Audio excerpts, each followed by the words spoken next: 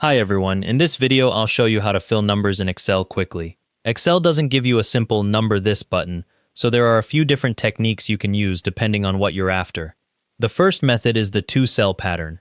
Type 1 in your first cell, then 2 in the cell below it. Now select both cells. You'll see a small square appear at the bottom right corner of your selection. That's the fill handle. Click and drag it down as far as you need. As you drag, Excel shows a preview of each number. When you let go, you'll see 3, 4, 5, and so on. Excel recognized the pattern and continued it for you.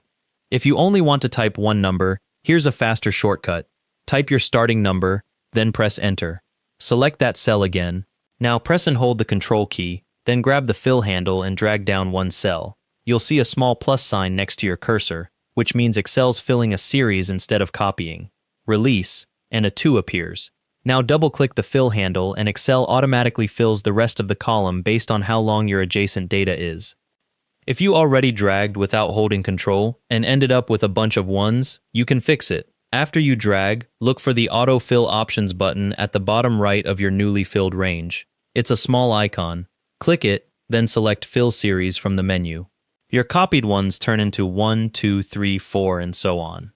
For longer ranges where dragging is tedious, use the Series dialog. Type your starting number in a cell, then select it. Go to the Home tab, find the editing group on the far right, and click the Fill drop-down. It looks like a down arrow over a box.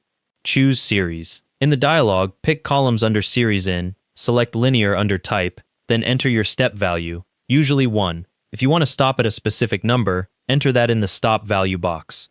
Click OK and Excel fills everything for you.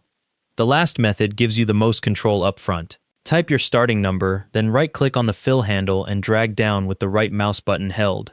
When you release, a menu pops up with options like Copy Cells, Fill Series, and Linear Trend. Click Series, not Fill Series, and the dialog opens with your step value defaulted to 1.